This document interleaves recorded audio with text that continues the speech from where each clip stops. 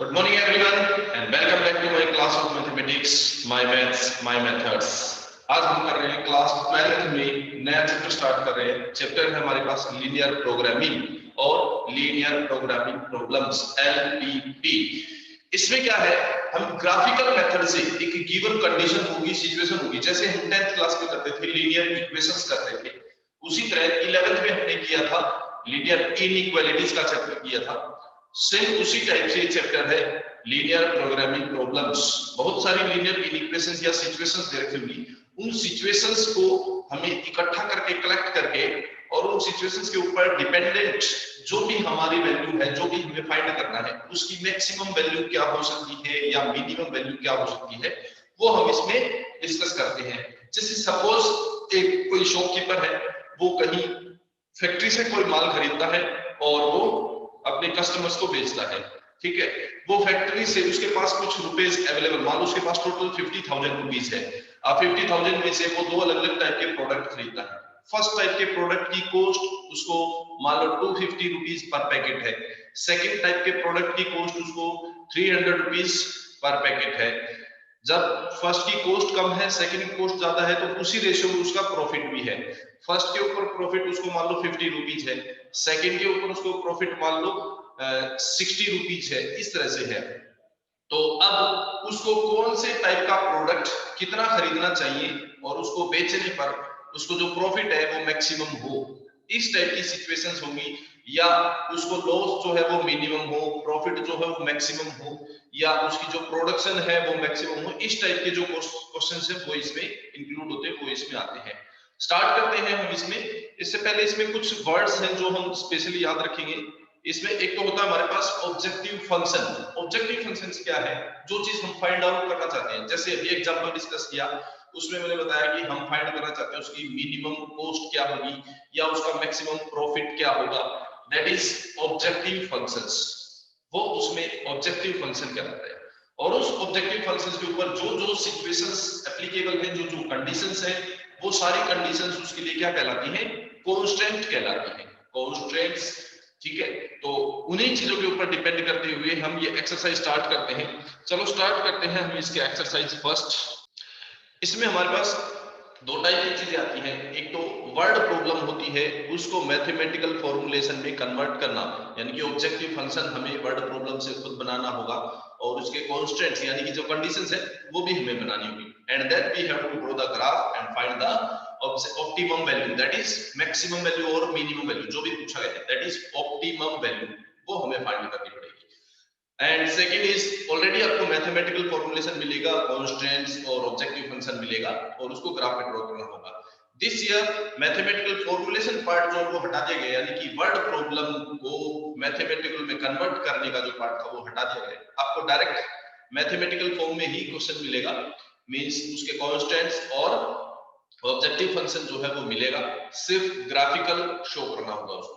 तो word problem नहीं आएगी, मींस आपके पास डायरेक्ट मैथमेटिकल फॉर्म में आएगा क्वेश्चन। तो करते हैं हम स्टार्ट एक्सरसाइज 12.1। 12.1 एक्सरसाइज में फर्स्ट क्वेश्चन देखो इसका क्या है। Exercise 12.1 first question is maximise the function z equals to 3x + 4y subject to constants. इसकी कंडीशंस क्या क्या है, इसके ऊपर क्या क्या कंडीशंस एप्लीकेबल है, that is x + y less than equals to 4, x greater than equals to 0, y greater than equals to 0। Objective function is generally denoted by z। इसको हम ऑब्जेक्टिव फंक्शन कहते हैं, जिसको जनरली z से denote किया जाता है। जिस फंक्शन की वैल्यू हमें मैक्सिमम या मिनिमम फाइंड करनी होती है वो ऑब्जेक्टिव फंक्शन कहलाता है, जनरली डिनोटेड बाय z। और ये जो इन इक्वेशंस हैं, these are generally known as constant, constant और ओवरराइडिंग कंडीशंस। इनको कांस्टेंट कहते हैं या ओवरराइडिंग कंडीशंस कहते हैं। Now how will be solve this, how will we find the value of z? z की वैल्यू फाइंड करने के लिए हम इनका ग्राफिकल रिप्रेजेंटेशन करेंगे, बट उससे पहले इनकी टेबल ड्रॉ कर लेते हैं। First of all table for the equation x + y = 4। हम इसको इक्वल्स टू 4 एज्यूम करके इसके लिए एक टेबल ड्रॉ कर लेते हैं। मींस इसके क्या क्या पॉइंट्स होंगे ग्राफ के ऊपर, वो फाइंड करना चाहते हैं। To find the points on the graph x and y, let us put x equals to 0, then y will be 4, and let us put So y is equals to 0, x will be 4. These are the points. Now we will check whether the feasible region कौन सा होगा कि इस line से, जैसे रफली मान लो हम ये कोऑर्डिनेट एक्सिस है हमारे पास, ये लाइन ड्रॉ कर दी। अब जो हमारा ग्राफ होगा वो इस लाइन से ऊपर होगा या नीचे, that is the feasible region। feasible region इसका कौन सा होगा, तो वो फाइंड करने के लिए हमें इस सिचुएशंस को चेक करना होगा। कैसे? To find the feasible region, let us put this is the equation number 1, equation number, this is situation number 2. Let us put to find feasible region, to find feasible region, let us put 0 0 in the constant, that is situation, this is number 2. So put 0 0, we got x is 0 plus y is 0 less than equals to 4, which is true. This situation is true. If this situation is true, then the feasible region is towards this point. जो भी point हम put up करेंगे उसकी तरफ का point होगा। So feasible region is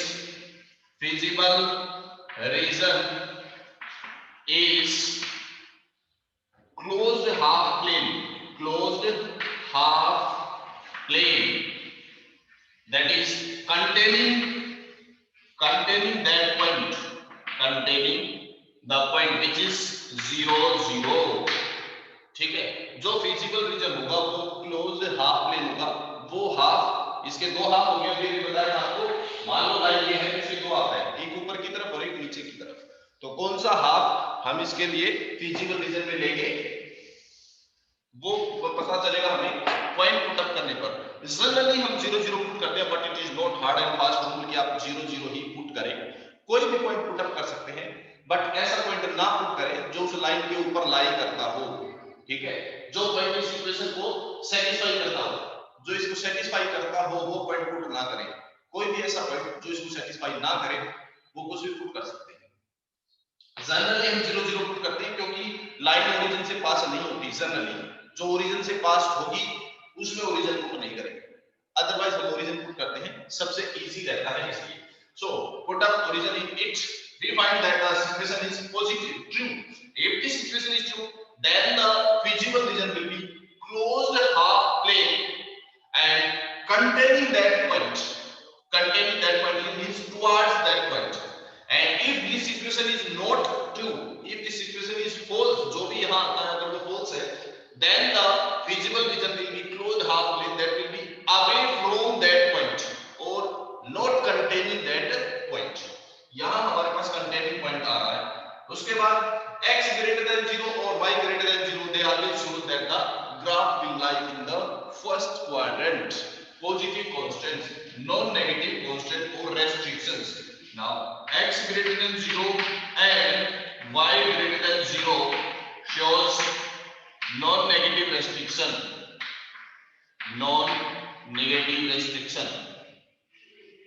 Non-negative restriction. It means our graph will lie in the positive direction only. X positive, y positive, both are positive, means first quadrant.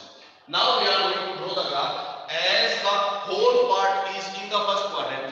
जो भी graph हमें draw करना है वो सिर्फ फर्स्ट क्वाड्रेंट में रहेगा, है ना।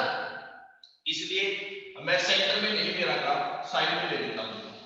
अगर आपका ग्राफ का कोई पार्ट नेगेटिव डायरेक्शन में जाता है, मान लो नेगेटिव डायरेक्शन में जाता है, तो आपको ग्राफ सेंटर में लेना होगा।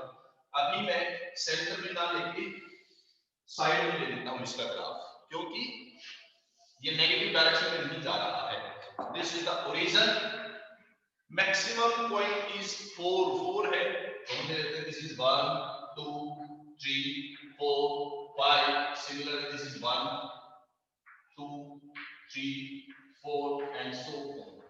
ये आपको पता ही है, these distances all should be equal, ये सारी distances equal होनी चाहिए। 3 4 5 and this is x and towards left this is x dash, this is y and this is y dash।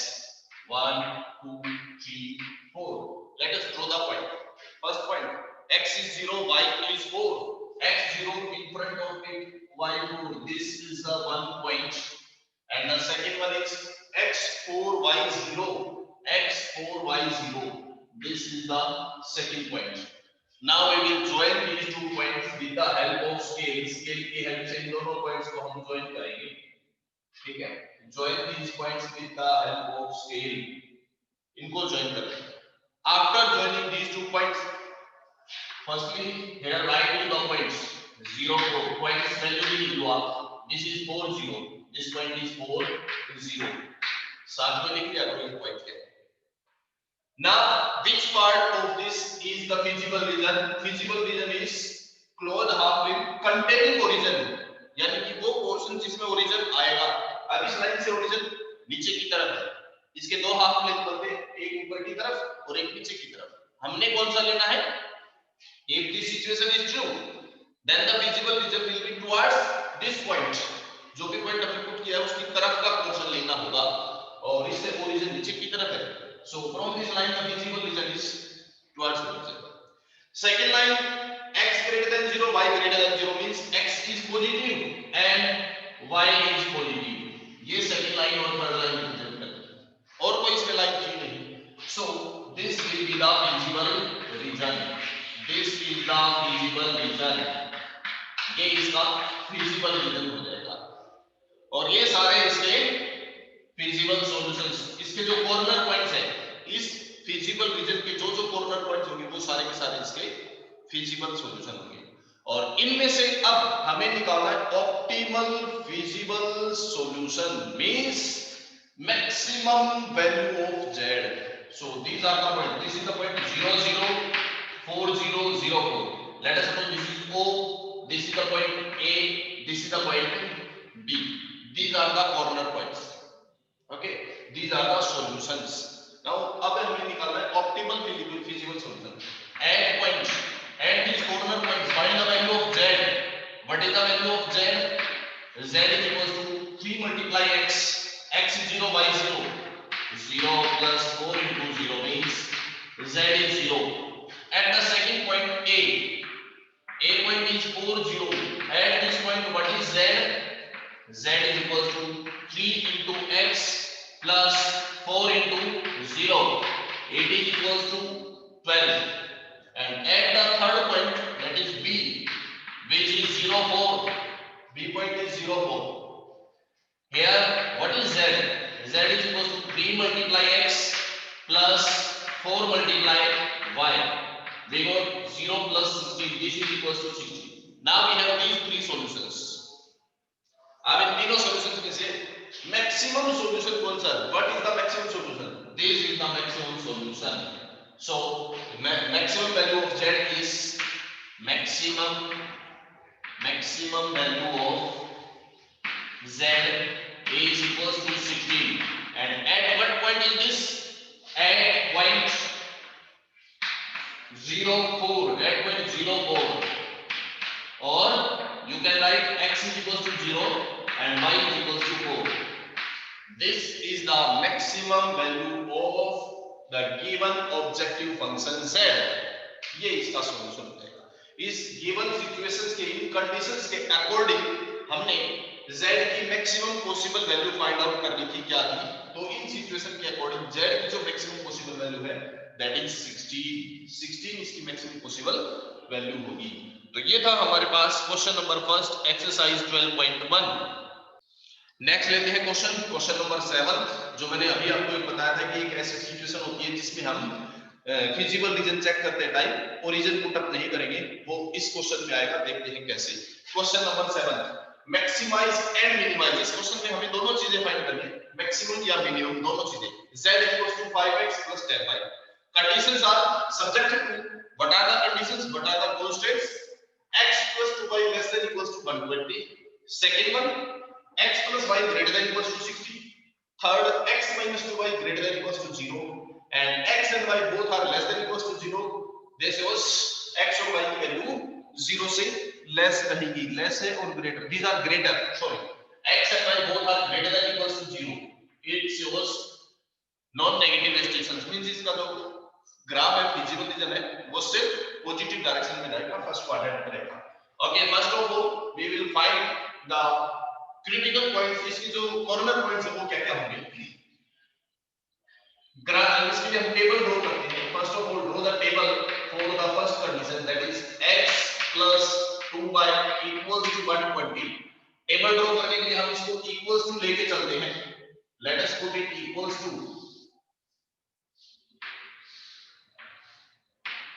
x and y। Let us put x is equals to 0. When we put x 0, what will be y? Y will be equals to 60, and we put y equals to 0, y 0 put up करेंगे तो x कितना आएगा? It is 120। Generally 0 point लेना better होता है, क्योंकि 0 point लेने से उसको ग्राफ पे शो करना इजी हो जाएगा। अदरवाइज हम कोई और पॉइंट भी ले सकते हैं। एक बार x को 0 लो, दूसरी बार y को 0 लो, तो ग्राफ पे उसको रिप्रेजेंट करना इजी हो जाएगा हमारे लिए। Now to find the feasible solution, let us put origin in it. Origin in this situation, in situation number 2, what do we get? 0 plus 0 is less than equals to 120, which is true. If this situation is true, so feasible region is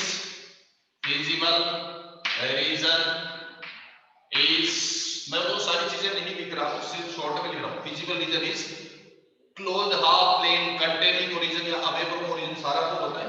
feasible region is towards origin, मैं सिर्फ कितना लिख रहा हूँ, towards origin, वो सारी चीजें नहीं लिख रहा, but you have to mention it.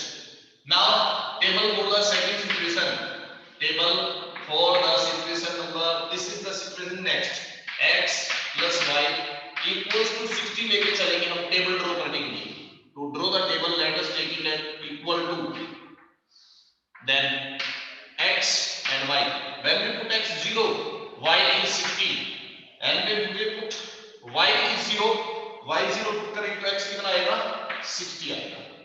Then put 0 0 in it, put 0 0 in this situation, यानी कि number 3 में what do we get? We got 0 plus 0 is greater than equals to 60. 0 is greater than 60, which is false. And if this is false, feasible region will be, so feasible region is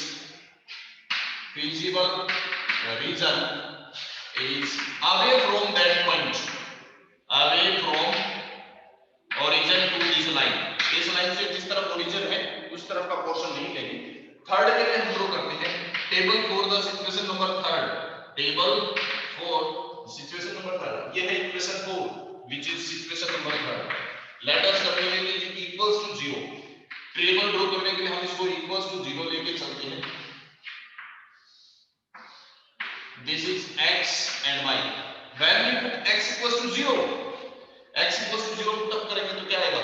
y equals to 0 आएगा। अब y को 0 put up नहीं करेंगे क्योंकि y already 0 आ चुका है ना। इस क्वेश्चन में अभी तक क्या था, x 0 पुट करते थे तो y आता था, y 0 पुट करते थे तो x आता था।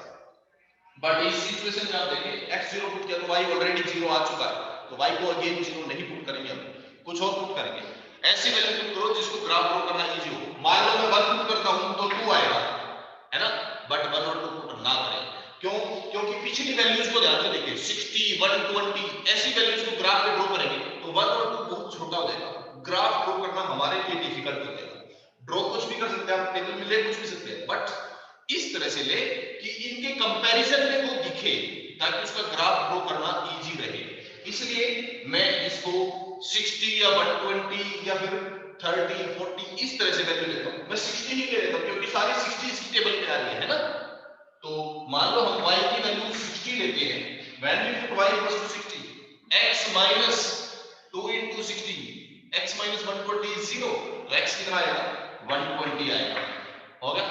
now to find feasible region, put, अब इसमें feasible region के लिए हम origin पुट नहीं करेंगे, ध्यान रहे, क्योंकि origin उसमें पुट करते थे जो origin पे लाई करता था, बट इसमें तो origin ऑलरेडी लाई करता है, ये लाइन ओरिजिन में से ही पास हो रही है, इसलिए हम इसमें 0 0 पुट नहीं करेंगे फिजिबल रीजन चेक करने के लिए। कुछ और पुट करो, 1 0 कर लो, 2 0 कर लो, 3 0 कर लो, ऐसे पुट करो। So let us put 1 0 in this equation which is number 4। So what do we gate?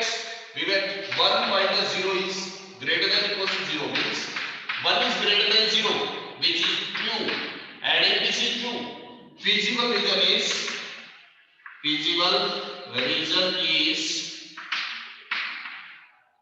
towards that point. true आया है ना, true है तो towards this point, this is 10, towards point 10 point की तरफ होगा हमारा feasible region. Now we are going to draw the graph. Graph को वैसे ऑलरेडी हमें दिखाई दे रहा है कि सारा ग्राफ हमारा पॉजिटिव डायरेक्शन में होगा, इसलिए मैं इसको लेफ्ट बॉटम कॉर्नर में ले रहा हूं ग्राफ को.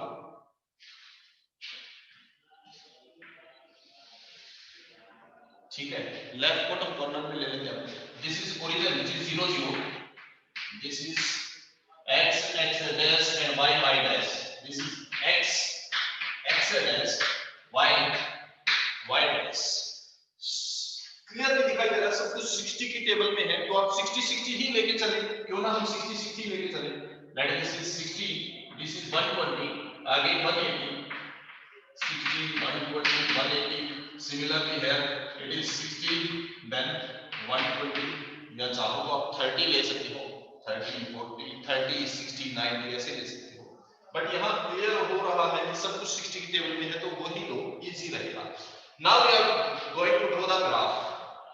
x0 y60, x0 y60. This is the first point, which is 0 60.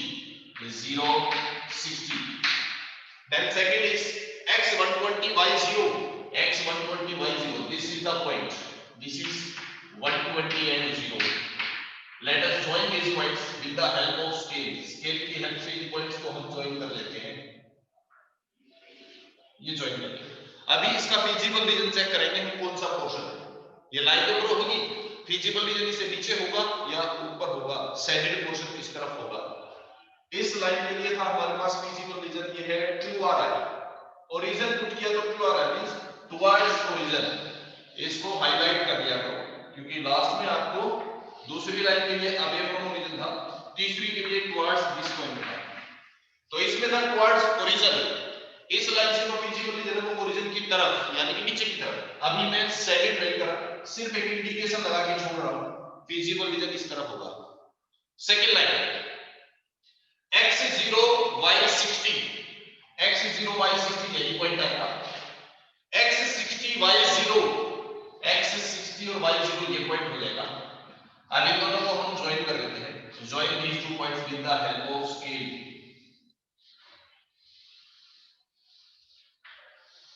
इसको हम स्केल की हेल्प से ज्वाइन कर लेंगे. साथ में एक चीज और कर लिया करो, इसका लाइन नंबर भी डाल दिया करो. क्या था ये, कौन सी थी हमारे पास, ये जो फर्स्ट हमने ड्रॉ की थी, दिस इज नंबर 2. यहां लिख दो दिस इज लाइन नंबर 2, क्योंकि इसकी जरूरत पड़ेगी हमें बाद में. अभी जो ड्रॉ कर रहे हैं ये दिस इज x + y60, यानी कि दिस इज नंबर 3 है ना. अभी इसका कौन सा feasible region है, इसमें आया हमारे पास फॉल्स आ रहा है. feasible region away from origin. इस लाइन के अकॉर्डिंग जो feasible region होगा वो अवे फ्रॉम ओरिजिन होगा. ओरिजिन इससे नीचे है और हमारा feasible region है अवे इससे दूर की तरफ, तो feasible region उस तरफ का पोर्शन होगा. दूसरी चीज क्लियर हुई. अभी तीसरी लाइन लेते हैं हम. तीसरी लाइन क्या है, x0 y0. This is the point 0 0.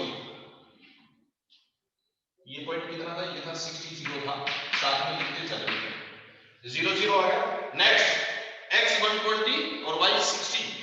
x120 in front of it, y60. This is the point. ये पॉइंट होगा. अब इन दोनों को ज्वाइन कर लेते हैं. Join these two points with the help of scale and draw the straight line. ये हम ड्रॉ कर लेते हैं. This is the point 120 and 50. And which line is this? This line is, ये लाइन है हमारे पास यहाँ से x - 2y, यानी कि लाइन नंबर 4. इसका feasible region किस तरफ है, इसका feasible region है हमारे पास towards the point 10, towards the point 10. अब इस लाइन से 10 किस तरफ होगा, ये 0 0 है. 10 मतलब x1 y0 इस साइड होगा, है ना, यानी कि ये पोर्शन आएगा. तो इस लाइन से ये जो पोर्शन है ये feasible region में आएगा. इट मींस इस लाइन से नीचे का पोर्शन हमारे पास feasible region है. तो इस लाइन से फिजिबल रीजन ये। उसके बाद x greater then 0, y greater then 0 ये इंडिकेट करते हैं कि फिजिबल रीजन सिर्फ फर्स्ट क्वाड्रेंट में रहेगा। अब इन सब का कॉमन एरिया फाइंड आउट करना है, सबसे इंपॉर्टेंट पार्ट। यहां मिस्टेक होने के बहुत चांस होते हैं, ध्यान से देखिए कैसे करें कॉमन एरिया। आपके पास ये जितनी भी लाइन है, आप इसमें से किसी भी एक लाइन को पकड़ के चलते हैं। x greater then 0, y greater then 0 इसको करना सबसे पहले। और feasible region will lie in this portion only, first quadrant में। इस पोर्शन के अंदर लाई करेगा, इससे बाहर नहीं जाएगा कहीं पे भी। तो इसको मैंने डार्क कर लिया और एक इसको। दूसरा, अगर इन तीनों लाइंस में से किसी भी एक लाइन को मैं पकड़ लेता हूं, हम ले लेते हैं इस लाइन को, इस लाइन को लेते हैं। इस लाइन से कौन सा पोर्शन है फिजिबल? नीचे का portion. It means at any cost, at any situation, इससे ऊपर का पोर्शन फिजिबल रीजन नहीं होगा, फिजिबल रीजन इससे नीचे रहेगा। हमें ये ऊपर पता चलेगा। उसके बाद x एक्सिस से ऊपर रहेगा, x से नीचे भी नहीं रहेगा, यानी कि इन दोनों के बीच में रहेगा कहीं ना कहीं। इनके बीच में मतलब या तो ये हो सकता है, या ये हो सकता है, या ये तीन हो सकते हैं। चलो हमें इतना तो पता चला। अब हम किसी दूसरी लाइन को लेके चलते हैं। इसको हमने कर दिया कवर, इस लाइन से नीचे का पोर्शन रहेगा। दूसरी लाइन हमें लेनी है, मान लो ये लेनी है। इस लाइन के अकॉर्डिंग कौन सा पोर्शन है? इससे ऊपर का पोर्शन है ना? हमने यहाँ पे निशान इसीलिए लगाया था। इससे ऊपर का पोर्शन मतलब इससे नीचे भी नहीं जाएगा, इससे उधर भी नहीं जा सकता, इससे इधर भी जा सकता। तीसरा, इससे इधर जा। अब इन दोनों में से भी एक बचता है इसमें।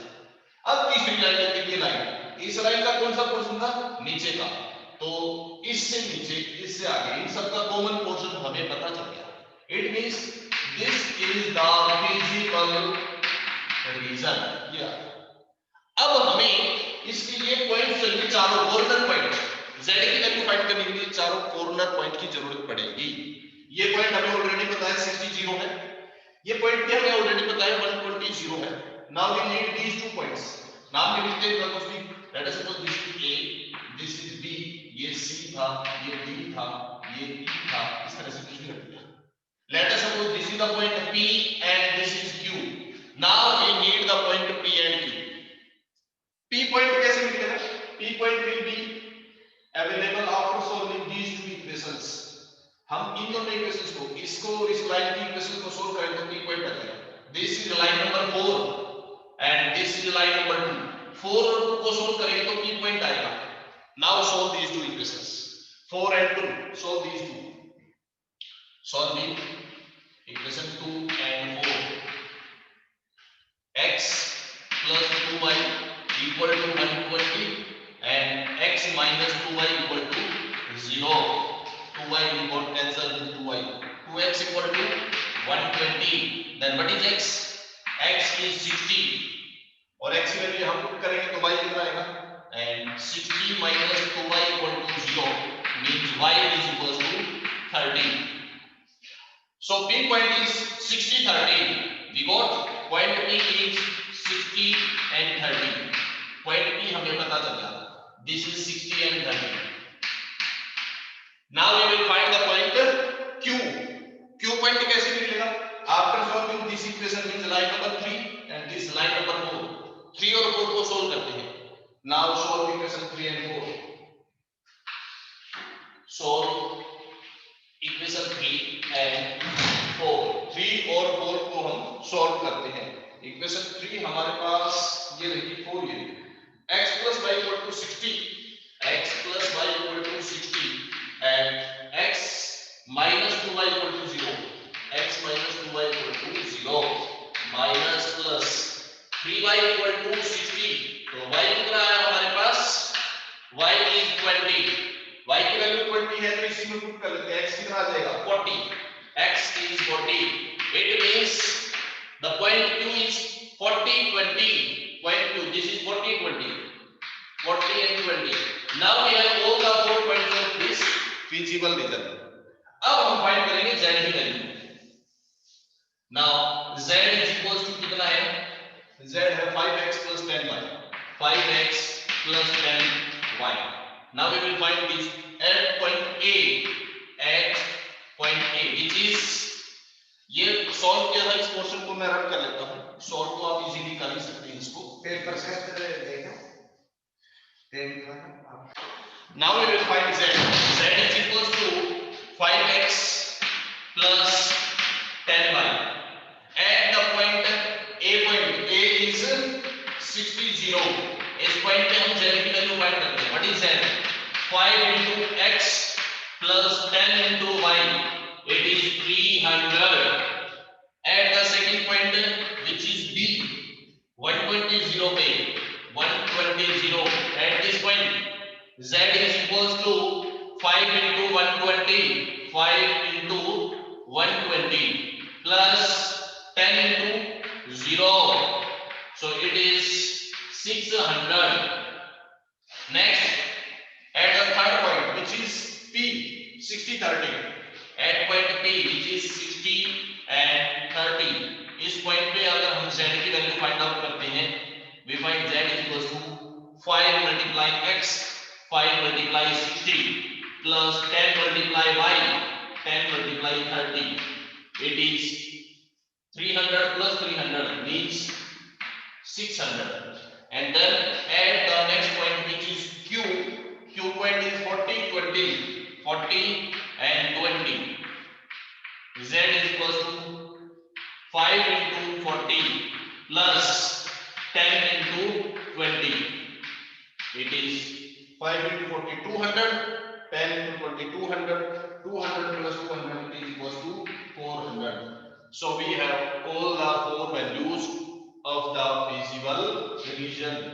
Corner values की हमें सबकी वैल्यू पता है. Now what is maximum z and minimum z? So z is maximum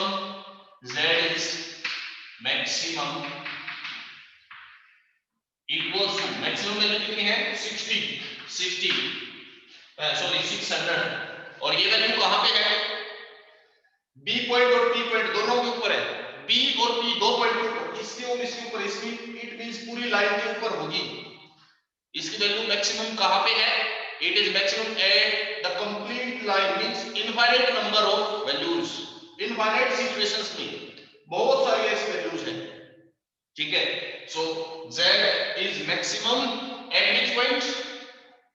At infinite number of values on the line BP. At infinite points, infinite number of points x y on line BP. BP line के ऊपर जितने भी points होंगे उन सब के ऊपर ये वैल्यू मैक्सिमम रहेगी. And what is z minimum? z is minimum value कितनी है? 300. And at what point? It is at the point A. At point A, which is 60 and 0. यानी कि x की वैल्यू 60 और y की वैल्यू 0 होगी, तो z की वैल्यू मिनिमम होगी. और मैक्सिमम वैल्यू इस लाइन के ऊपर जितने भी पॉइंट आएंगे सबके ऊपर मैक्सिमम होगी, which is 600. मैक्सिमम वैल्यू 600 हो सकती है on this complete line and minimum value is 300 at the point A. इस पॉइंट के ऊपर इसकी वैल्यू मिनिमम होगी. तो ये आपका क्वेश्चन नंबर 7 में था. इस तरह से आपके पास ये तो हमारे पास 3 या 4 लाइन है, ज्यादा भी हो सकती है, इससे ज्यादा बहुत ज्यादा नहीं होगी, 4 से ज्यादा नहीं होती जनरली, क्योंकि ज्यादा कॉम्प्लिकेटेड हो जाएगा. मेन इसमें जो चीज थी वो ये थी, whenever we have a line which is passing through origin, अगर लाइन ओरिजिन में से पास होती है तो क्या करेंगे? तो हम उसको फिजिबल रीजन चेक करने के लिए ओरिजिन पुट अप नहीं करेंगे उसमें. हम याद देखिए ध्यान से, हमने ओरिजिन पुट नहीं किया फिजिबल रीजन चेक करने के लिए. क्यों? क्योंकि ये लाइन ऑलरेडी ओरिजिन में से पास हो रही है, तो इसका पता नहीं चल पाएगा हमें ये ट्रू है या फॉल्स अगर ओरिजिन पुट करेंगे. So we will put any other points except the point on this line. इस पॉइंट के, इस लाइन के किसी भी पॉइंट को छोड़कर बाकी हम कुछ भी पुट कर सकते हैं फिजिबल रीजन चेक करने के लिए. फिजिबल रीजन पता चल जाएगा, उसके बाद ये हम सॉल्यूशन कर सकते हैं. सारे के सारे क्वेश्चंस में, सभी क्वेश्चंस में यही एक पैटर्न चलेगा. चलो, ये हमारा टॉपिक था लीनियर प्रोग्रामिंग प्रॉब्लम का. इसमें जो वर्ड प्रॉब्लम्स आती हैं वो इस साल के लिए सिलेबस से हटा दी गई है. टॉपिक होता है वर्ड प्रॉब्लम जो दी होती है उसको मैथमेटिकल फॉर्मूलेशन में कन्वर्ट करना होता है, देन सॉल्व करना होता है. But this year mathematical formulation of a word problem is removed from the syllabus. So we are discussing only the situation in which already mathematical formulation is given. ठीक है, उसको हम सॉल्व करते हैं. इसमें एक चीज और रहती है बतानी, ऐसी सिचुएशंस जो अनबाउंडेड होती है, जिनका ग्राफ अनबाउंडेड आता है, फीजिबल रीजन अनबाउंडेड आता है. जैसे कि इस क्वेश्चन में देखो बाउंडेड था, आगे से भी बाउंडेड, पीछे से, चारों तरफ से बाउंडेड है, इसकी मैक्सिमम और मिनिमम दोनों वैल्यू फाइंड आउट की जा सकती है। बट अगर कोई ग्राफ आपके पास अनबाउंडेड बनता है like this, we have a graph, एक ही लाइन में एक ही लाइन है और इसका प्रिंसिपल रीजन इससे आगे की तरफ निकलता है, इट इज अनबाउंडेड। अगर आपका ग्राफ अनबाउंडेड आता है, in that case we can find only the minimum value, we cannot find the maximum value, क्योंकि वो बाउंडेड ही नहीं है, कोई लिमिट ही नहीं है, तो मैक्सिमम वैल्यू उस केस में हम नहीं फाइंड कर सकते। ठीक है, तो इसको आप क्वेश्चन इसके सारे करके देख लेंगे, पैटर्न आपको बता दिया गया है, यही इसमें पैटर्न है। इसके बाद हम नेक्स्ट क्लास में इससे अगला टॉपिक करेंगे। आज के लिए इतना ही करते हैं, नेक्स्ट क्लास के लिए देखते रहिए। Thank you very much and have a nice day, bye bye.